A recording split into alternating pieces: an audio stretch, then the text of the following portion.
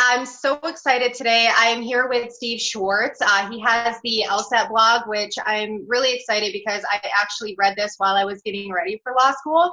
And he also has LSAT Unplugged. This is a podcast. It's available on Spotify, iTunes, and I'm pretty sure it's available on other podcast apps as well. And also he has a YouTube channel. So I'm really excited to be here with you today talking about this. Thanks for having me, Mia. Pleasure to be chatting with you. Awesome. So let's jump right in. So exactly what does the LSAT test? What are they looking for with all these interesting questions that they have? So ultimately, the LSAT is looking to test two big things. It's looking to test your short-term working memory and to test your critical reasoning skills. So your ability to be skeptical, to evaluate and analyze arguments properly. And those are things that I'm sure you can speak to later. Those relate to law school quite a bit when you're evaluating cases in real world situations. And so they test this based on a few different question types. There are logic games, which are short puzzles that are kind of mathematical in nature that relate to fact patterns in law school cases, I imagine. Then there's logical reasoning, which are short bite-sized arguments.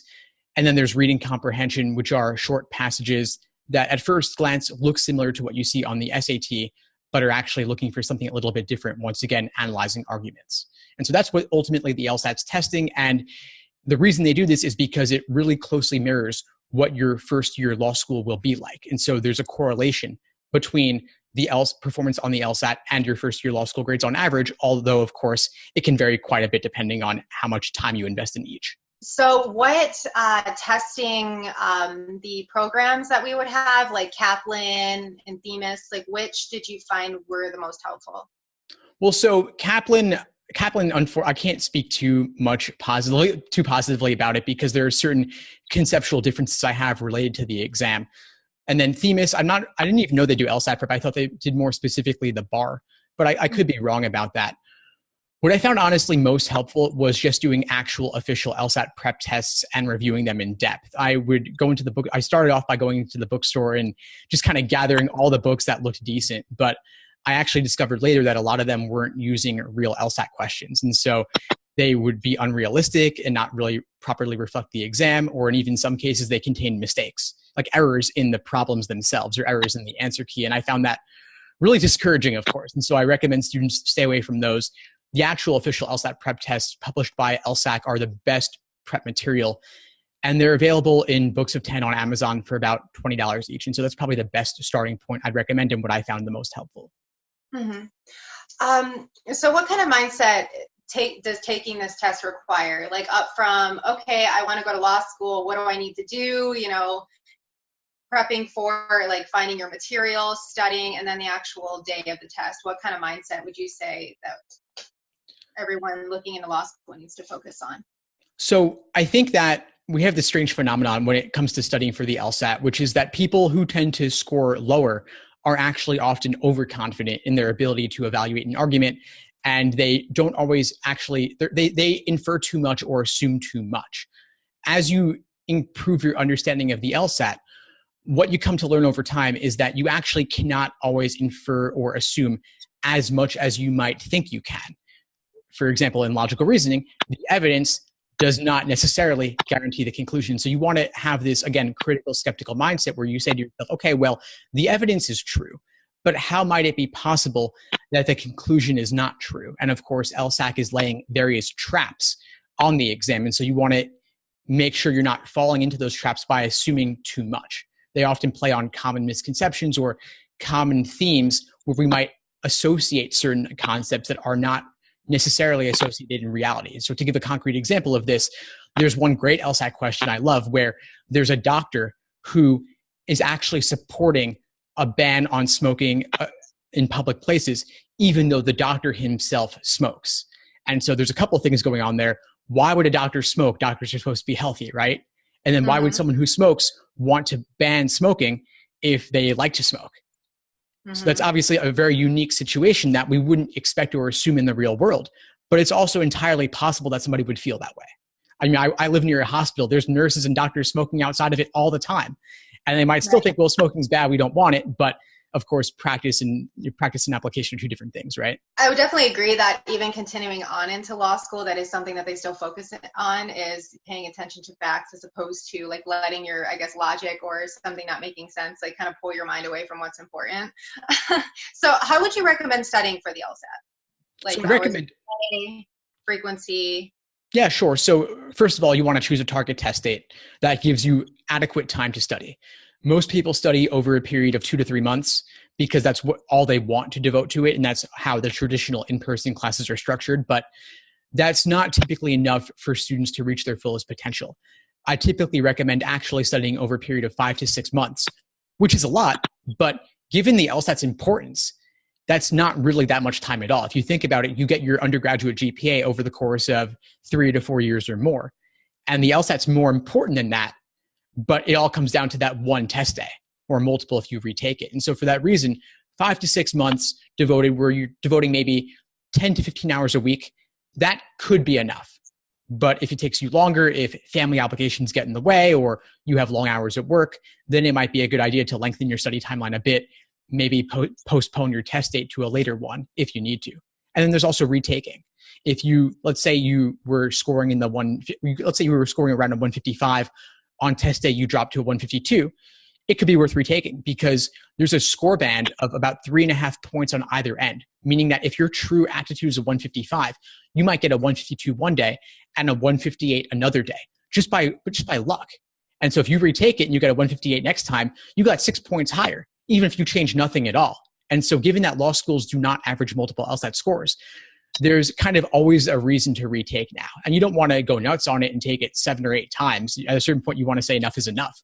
But if you start early, let's say we're talking right now in March, April, let's say you could take it in June or July or both.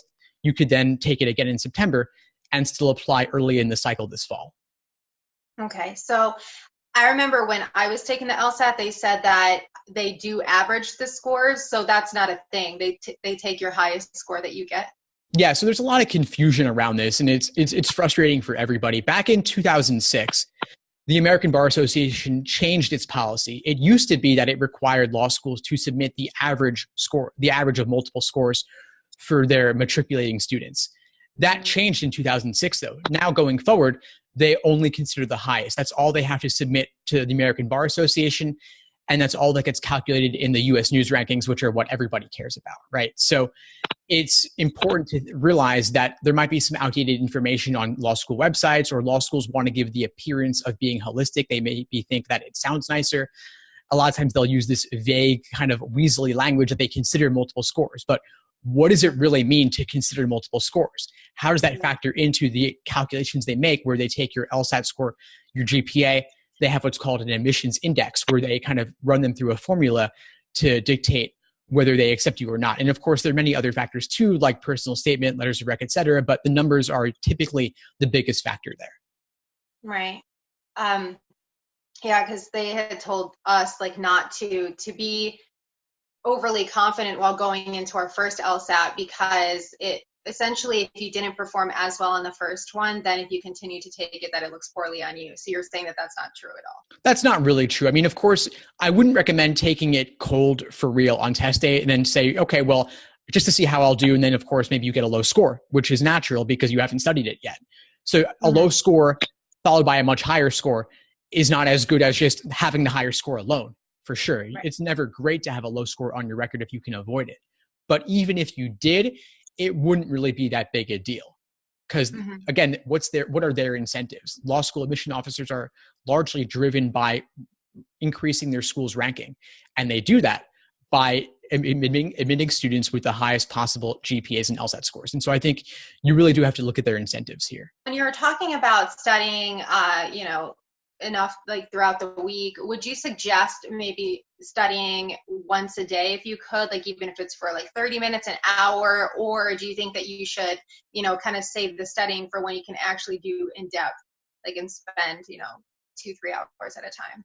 That's a great question. I've spent a lot of time thinking about how to structure studying. One of the first things that people started asking me when I started the LSAT blog over 10 years ago now was, how should I prep for the next LSAT? What should I do each week? And then what should I do each day? And so I created week by week plans, day by day plans as well, where I really break it down what to do every single day. So which articles to read on my website, which books to read, which pages to read in an LSAT textbook, and then of course, which problems to complete out of the actual LSAT exams. And so when you're looking at it week by week or day by day, I'll typically recommend maybe on a weekday, 2 to 3 hours, maybe on a weekend, 5 to 6 hours.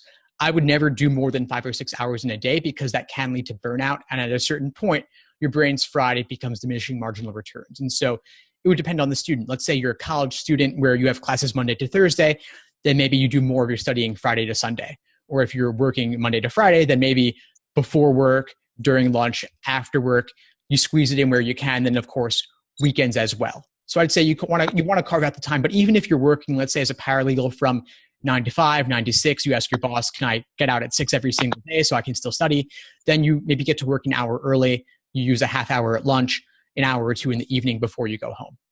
Mm-hmm. Would you said that 5 to 6 months would be ideal. What would you say to someone preparing longer? Do you think that could lead to a burnout, or do you think more time, if you had that much more time to prepare, do you think that would help? That's a great question. And I do encounter students like that. Typically they're students who are in the very fortunate position to have their parents supporting them, or they just maybe they end up studying for longer than 6 months, not with the plan to, but because they keep postponing. And so either way, it can lead to burnout. It typically leads to burnout when a student is studying full-time. They have nothing else going on. They're not working. They're not in school. They just have the opportunity then to become obsessed with the exam. And so those are the people where I'd say 5 to 6 hours every single day for a period of 6 months, 7 months, 8 months. That's way too much. You're going to burn out, no question. And so I would say if that's your situation, maybe keep it to 4 to 5 hours some days. But you could do, if you're studying for 6 months or longer, you could study only 3 to 4 days a week, and that would be enough. And then you can also make sure everything else in your life is going smoothly. So you're eating well, you're exercising, you're getting enough sleep, you're getting outdoors, you're socializing. All that stuff really does make a difference because you've got to be at your sharpest for the LSAT. If you're even a little bit off, if you're tired, if you're hungover, if you're a little bit rusty, all of that can have an impact even though your understanding of the exam has not changed. You want to be sharp. Then for the student who, let's say, is working long hours and postponing, and for that reason they end up studying for 6 months or longer, they're not at as much risk of burnout. But what I would tell them is really be conscious of carving out the time so that this doesn't kind of stay on the back burner forever. Mm-hmm. So since I've found that people are going to law school at older ages, like they're not going right after undergrad. So what would you suggest for someone with a family, children? How would you go about factoring in studying time with all those other obligations going on? Yeah, that's a great question. I definitely see more and more non-traditional applicants who are coming out to law school after a few years from undergrad, maybe being working for a while. And that definitely places additional obstacles or barriers that you have to overcome. Because of course, if you have kids, you have a family, those are obligations that take time. And they're important, but they do take time. And so I think really getting support from your significant other, from your spouse, from your family members to help you out during that time where maybe they take the kids for a while, so you at least have a several hour chunk on a weekend to get some studying done, that can really be a huge help. But then I would also recommend lengthening your study timeline, because if you've been out of school for a while, it can be harder to get back into study mode. And there's no easy answer on that. You really just need to lengthen your study timeline, maybe set a longer goal. And so maybe you don't apply this fall, but you apply the following fall, and you very gradually increase your understanding of the exam over time. Mm-hmm. Would you recommend studying up until the day of the LSAT? I recommend studying till the day before. So let's say most LSAT test dates are on Saturdays. And so if that's the case for you, then take off Friday. On Friday, don't do anything. So relax, take a hot bath, binge watch Netflix, go for a walk in the park. It's all good. But I would not be doing another full-length timed exam the day before, because you don't want to burn out. You want to go in fresh. But you do want to also do several timed exams in the lead up to your test date. And so even if, let's say, if you're in the final month or two, I would say at that point, you want to mainly be doing a timed exam every single week, along with detailed review of that exam. But maybe if your test date is Saturday, say it's Saturday, March 30th, then you could take the exam, a timed exam on Saturday, March 23rd, and then just do a bit of review, a bit of brushing up, a bit of review of weak areas over the course of that week leading up to it. But I wouldn't overdo it in the final week or the day before, especially. what are the most common mistakes that people make when it's like, whether it be prepping for the LSAT or the day of while they're taking it?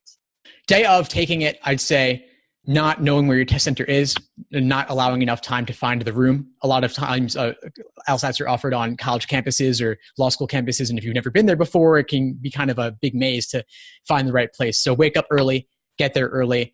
Don't bring your cell phone. The LSAT test makers do not allow you to bring your cell phone to the test center. And obviously we're all attached to our phones these days. And you're like, well, how am I going to get home? How am I going to find an Uber? It's tough.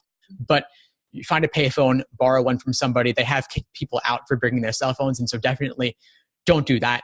Also try to avoid talking to other people at the test center because they can stress you out. Depending on, you never know what they're going to say. And so I kind of find my own corner to hide from them all and just kind of be on my own. And then other common mistakes, I'd say we covered a few of them already. One of them is not allowing enough time. And so 2 to 3 months is typically not enough to achieve your fullest potential. Allow longer. The other thing is using proper study materials, not using any old book you find in the bookstore. Barron's, Kaplan, a lot of them are not using real LSAT questions. And then on Amazon, definitely be on the lookout for books with fake reviews. You want to make sure they're saying they use real LSAT problems. If they do, they'll say it on the cover. They'll say that because they want to brag about it, because they're paying licensing fees to LSAC to use those questions. And so typically the lower end options won't want to pay that. And so they kind of mask what they're really doing. They're using fake ones. And you also want to make sure that you're using recent LSAT exams. Some of these books will use super old exams from like the early 90s, and the exam has evolved over time. And so you're better off spending your time with the exams published in the last 5-10 years at least.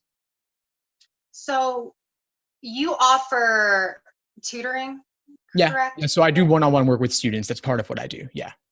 Okay. Would you say that the tutoring, working, well, I guess obviously with you, it's definitely helpful. Would you say that working in groups with other people that are studying for the LSAT as well is helpful, or do you think solo study would be better?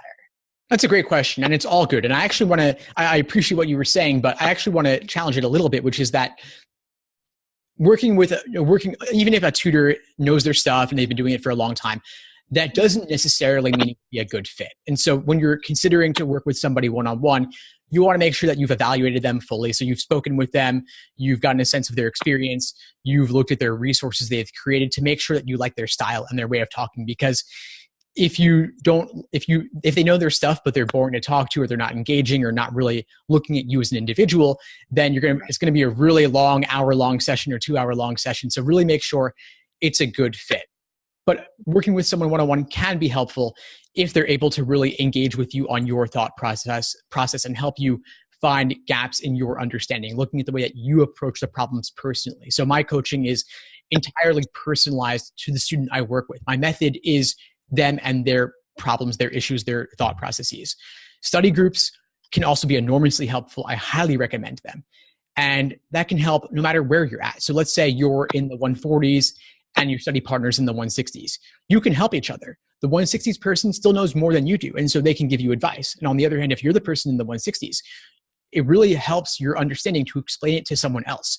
So much of the benefit of discussing LSAT problems, whether it's with myself or whether it's with another student, is forcing you to articulate your own thought process, because you can't see your own blind spots. And it's too easy to look at answer keys or explanations and say, oh, I get it now. The real growth comes from articulating it in your own words. That's when you really kind of make it your own. And then if you're talking with someone else who understands it better than you do, then of course they can point out that there was an imprecise word that you used, and you want to really show that you really didn't understand it as fully as you could have. And then going it alone is fine too. There's a lot to be said for writing things out. And so if you don't have a study buddy, you don't have a tutor, and nobody wants to hear you talk about the LSAT, you can just write out by hand your own thought process, or type out your own thought process, but really, again, put it in your own words. What downsides do you think there would be to studying in a group? Well, it could be a waste of time if the group members are flaky, if they don't show up reliably, if they don't know anything or don't prep properly for the session. So let's say your study group you want to review exam number 86. And you show up, you did your homework, you did the exam, you come in and you have like a list of 10 problems you want to go over with your study buddies. And they didn't even bring test 86 with them, or they didn't do it in advance. They show up late, they're wasting your time. You commuted from wherever else to come there. That could be a time sink. And so you want people who are reliable. And so If you find it, of course, it's great. In person is always better if you can do it, but it has the downsides of commuting. So if you find someone online, maybe a study buddy on a forum or something, then that can be beneficial, because at least if they don't show up on time, you didn't have to go anywhere. Mm-hmm. But I'd say as long as they're physically there with you and discussing the problems, you can get something out of it. Right. So can the LSAT be learned? Exactly. Like going into it, cold turkey, not knowing anything about it, how do you attack these beast of books that they give us? Well, the LSAT can definitely be learned. I'm living proof of it. I went from the low 150s to a 175 on test day. And I've seen many other students do the same. I actually have many of their journeys chronicled in what I call LSAT diaries. They're on my website, where students actually wrote in guest articles documenting their entire study journeys. And you see them going from low 140s to 160s and beyond. So it's definitely possible. And the question of how you do it, it's really about digging into the material, but also making it manageable. And so my study plans really break it down step by step. You learn the fundamentals, focusing on accuracy, untimed conditions, just giving yourself the chance to learn the basics. Then you bring in timing with individual sections of 35 minutes. And finally, last stage is endurance with full 5-section exams. So you want to build up gradually. It's kind of overwhelming to do a cold diagnostic and get a low score. But that's okay. That's natural. The LSAT is like a foreign language. So many words are used in unfamiliar ways that we don't typically use them in everyday speech. And so I think that if you can break it down into chunks, step by step, you'll achieve your goals in the end if you just kind of lay it out bit by bit. And that's what I'm doing with the study plans, is really breaking it down step by step. So breaking them down. So I know usually, like when you take the test, obviously they have the sections like the logic games, the writing comprehension. Would you suggest attacking them section by section, or kind of just taking in all the sections all at once? Does that make sense? Yeah, totally. It's a great question. I break it down even further than section by section. I'll do, logic games. There's a few types of logic games. There's ordering games, there's grouping games, and then there's combinations of those. And tell me if I'm getting too much in depth. I don't want to give you awful memories of back in the day. But yes, we break it down type by type, right? So game type by game type. So let's say we start off with ordering games. We do them the easiest ordering games to the medium difficulty to the most difficult. Then we move on to grouping games and do the same thing. So in my study plans, I'll have like a week where we focus mainly on logic games, but not necessarily exclusively. So you can mix in a bit of logical reasoning or a bit of reading comp, even though the focus of the week is on logic games. And then while you're doing logical reasoning, that could be the focus, but you don't want to get rusty on the other sections. And it's good to mix it up a little bit now and then so that you don't get bored of it or overwhelmed or burned out. And so I'd say it's a mix of the things. It's a focus, but not exclusively. So I had heard back in the day that they don't really pay attention to the writing comprehension part. Is that true? Is it even worth, I guess, like spending a lot of time learning how to do it? Yeah, great question. So the writing sample. Yeah, the writing sample is kind of weird because it's unscored. A lot of law schools don't even look at it. They don't even care about it. So the question is, why is it on there? And I think it's on there because the LSAT makers, well, they know that lawyers have to be able to write well. And so but it's also would be a lot of work for them to score all these writing samples. Whereas, the LSAT is like, it's on like a Scantron, right? It's going digital, but it's still multiple choice. So it's very quick. Like a computer can score that, but writing sample, you actually have to look at. And so they don't really look at it. It's not worth spending time on. It's actually going digital as well. Starting in June, they're going to have you type it from your computer at home, and they'll monitor you with a webcam and microphone to make sure that it's not somebody else doing it for you. So it's so weird. I'm imagining they have this whole database with like everyone on video just kind of typing away for 35 minutes. But because it'll be typed, maybe law schools will be slightly more likely to look at it because it's more legible. Think about writing it out by hand when nobody writes by hand anymore, at least when you're on the computer, right? So I think that law schools may be slightly more likely to look at it than they used to be, but they really only look at it in cases where they have a concern about the applicant's English fluency. So non-native speakers maybe can't write as well. Then, of course, someone else could have helped them with a personal statement. So the law schools want to know, what is your writing actually like? So the writing sample can be useful there because, of course, it's unfiltered and they know that you really did it. Then the other thing is maybe if they had concerns about, actually, no, that's pretty much it, honestly. I think that, again, not worth focusing on. It's worth taking a look at one maybe just to see what it's like. But ultimately, I can lay it out in 2 seconds. Like basically you have a dilemma or a choice to make between two different options. Both options are equally weighted. You want to argue in favor of one over the other. but still acknowledge the weaknesses of your side in relation to the other. But they're equally weighted, so you can't really go wrong. Just pick a side and argue for it. So how reflective do you think that LSAT scores are as far as how well you're going to do in law school? Do you think that that really is a good marker as to how well you're going to perform in law school? I think it is. I mean, obviously it's not destiny. If you got a low LSAT score, you could still do fine in law school, but there is a strong correlation that the data supports it. And I think it's because the skills the LSAT is testing relate pretty closely to what law school is like. I mean, the LSAT has a lot of reading. It has advanced vocabulary. It has boring topics, makes you kind of juggle all these different factors in your mind at once. And then, you could speak to this better than I can, but I think this all relates very closely to what you're actually doing in law school. And so, of course, the LSAT's hard, it's timed, and requires a lot of preparation. But I think also law school is hard. You have exams, and they require a lot of preparation as well. So I think that it does relate. And of course, you could say, well, I didn't have enough time to study for the LSAT, but if you don't have enough time to study for the LSAT, how are you going to have the time for law school? So I think it's a question of making a priority and just committing to the process.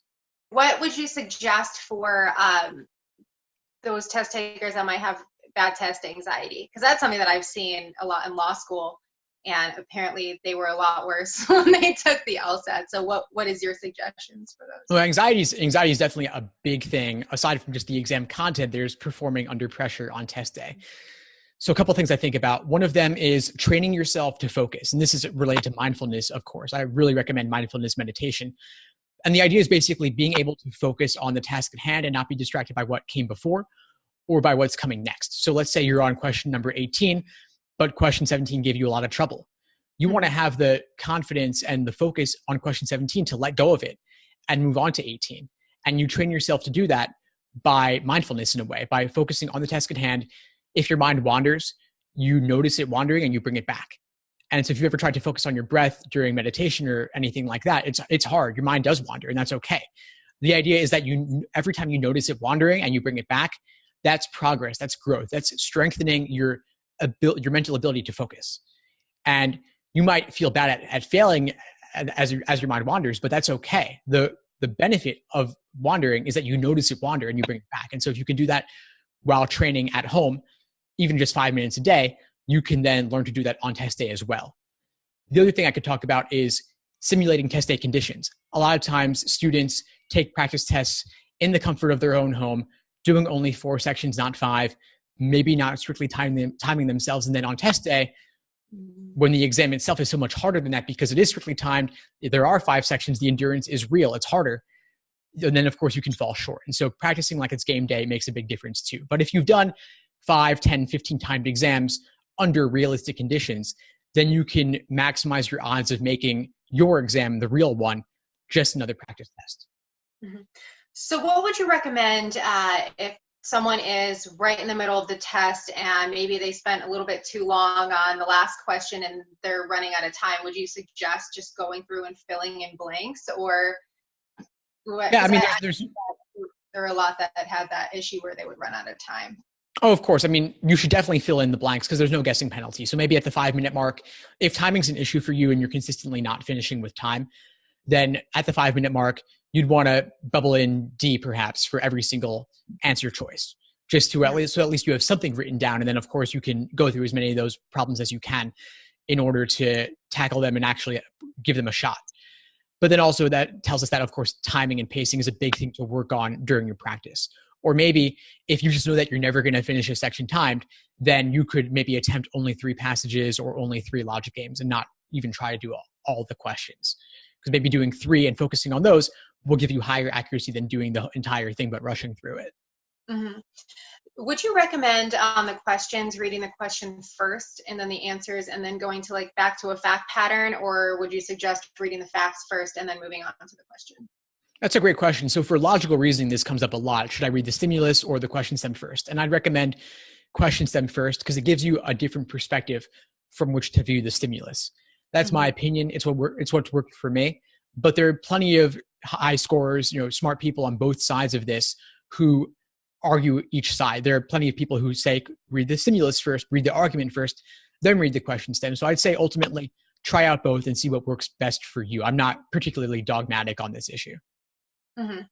And especially with the the comprehension questions. I've heard of annotating next to the paragraphs. Is that a thing? Like, is that actually helpful to do? Yeah, definitely. So this is for reading comprehension, people always ask about how should I take notes? What should I do? And I find that typically students write too much on the passage. They'll underline, they'll highlight, they'll circle, they'll mark everything up, and then you can't even look at it properly later.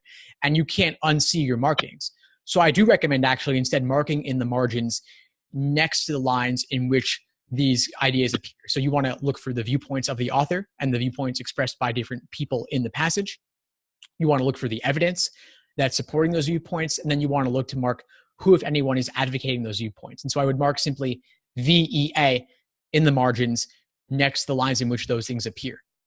This is going to change, though, with the digital LSAT coming later this year, starting in July and then September, where you can't write on the tablet at all. It's crazy, but there's no way to actually draw freehand on the tablet the way you might expect to be able to do on a piece of paper. And so that's going to mean that no more marking in that way. You'll have to make any notes on scrap paper instead. Let's say someone takes the exam and they don't perform as well. Are there quick ways to boost your score as far as getting it higher the next time? Yeah, definitely. A high margin, I guess, of difference between your first, second, third, whatever. Yeah, of course. For retaking, you can improve significantly. A lot of it depends on what you did previously. So maybe if you didn't study that much or other things got in the way, you can then, like we talked about schedules earlier, you can then carve out the time in your schedule over the course of a week or over the course of a month to put in the time. You might also want to think about getting better resources or more resources. A lot of people don't want to spend the money on an LSAT prep book that's $20, but that $20 book could lead to a couple more points on the LSAT, which could mean thousands in scholarship money. And so you want to think about, have I given myself all the resources that would set me up for success? So maybe that requires getting another book of exams. Maybe it requires getting a tutor. Maybe it requires doing a study group. So whatever you've been thinking of doing but didn't actually take action on, doing that next time around can make an enormous difference for your potential, for your score in the end. Mm-hmm. So what would your advice be? Because I can imagine that getting a low LSAT score is kind of a hit to the ego a little bit, especially if you spent a long time preparing for it. What would your advice be to someone that, might feel a little defeated after they get their score back? Yeah, of course. I mean, that's really common. It's super discouraging. And that's part of why I'm not a huge fan of taking diagnostics cold. But even if you did study and didn't do as well as you wanted, that's normal. It happens. Retaking is more common than ever. You are not your LSAT score, and plenty of smart people start off with low scores. I started off in the low 150s, and it was only very gradually over the course of an entire year that I brought my score to 175. And so if you haven't spent an entire year, I'm not saying that you need to, but it does take more than a couple of months to reach your fullest potential. And it does take dozens and hundreds of hours. And so people will say, I did 10 exams. I did a lot. But 10 exams is only 40 logic games and only 40 reading comprehension passages. It's actually not that much in the grand scheme of things. You really need to do a couple dozen exams to have seen everything under the sun. So I would encourage folks who got low scores to think about what else they could do differently next time around. I know that you are not your LSAT score. And even if you can't raise it in the end, that's okay. Maybe you get in based on your GPA. Maybe you can get in based on the soft factors in your application. And also, we talked about the LSAT being an indication of how you might do in law school. But even that is not necessarily an indication of how you'll do as an attorney. There are so many other things involved in being a successful attorney aside from how you do on an exam. There's people skills, there's networking, there's business savvy. There are people who got low LSAT scores and went to unranked law schools who have very successful careers based on the networks they've been able to build. And so I would say, while the LSAT does relate to law school quite a bit, it won't necessarily determine your entire career. So if someone maybe doesn't perform as well as they would hope on the LSAT, as far as the admissions process go, what would you suggest that they could do to kind of, cushion that blow a little bit? Yeah, of course. I mean, the biggest thing would still be to retake, because even just a few more points can make a big difference. But if you decided that retaking is not for you, you're done with the LSAT forever, you can think about other things. Of course, your GPA, if you're still an undergrad, you want to make sure your GPA is as high as possible. You also want to maintain connections with professors who might write letters of recommendation for you. And so keeping in touch with them, even just maybe on social or pinging them every 3 to 6 months just to check in, to stay on their radar, that can help you to get the most compelling letter of rec possible. There's also, of course, the personal statement. There's also addenda, diversity statements, optional essays. And so making all of those as polished and professional as possible, having other people read them over. People don't do that enough, but I've talked to people who had 40 friends and family and people in their networks read their personal statements. And if each person gives you one comment, that can transform your personal statement altogether. I even talked with one person who was reaching out to people on LinkedIn who were alums and just cold emailing them saying, hey, can you look at this for me? And believe it or not, they did. And that can be a huge help. And then, of course, you can also go the route of hiring an editor or an admission consultant to help you as well. Mm-hmm. Okay, awesome. What other, so after our discussion, I've noticed that you offer a lot of services. Can you touch on those a little bit as far as like what you said you do tutoring, you help prepare schedules. What else do you offer? Yeah, sure. So I've been doing this for over 10 years now. My main website is the LSAT blog, which I've done for that period of time. And I've got over 1,000 articles on there on every aspect of LSAT prep and law school admissions. I try to really be comprehensive with it, and I built it over a long time. So that's one starting point. I have on there all the free articles with study plans, cheat sheets, guides, explanations as well. I have the LSAT diaries, which feature student stories. And I also have now a YouTube channel called LSAT Unplugged with discussions like what we're doing now, with admission officers, with legal career experts, other LSAT instructors. And so that's a great resource. And I also have the LSAT Unplugged podcast. Aside from all that, I also have video courses covering every section of the exam, as well as the personal statement and test day mindset. So you asked about anxiety earlier. I have an entire course focused just on prepping for test day itself, simulating test day conditions and overcoming the anxiety. Let's see what else. Yeah, then I do the one-on-one coaching. I also am organizing small group coaching and study groups as well. So folks who are interested in any of that, of course, can reach out and I'll share the links with you as well. Well, that's awesome. Are you planning on stepping into the bar anytime soon? Well, it's kind of funny. I am interested in that, but I haven't gone to law school myself. So I would need to partner with someone else, but that would definitely be a fun project. Definitely. Well, I am so appreciative for you giving me your time today and chatting about the LSAT. I know that I still learned a few things. So thank you so much for your time today. Of course, Mia. Thanks for having me on. And thanks for connecting. Looking forward to chatting with you again soon.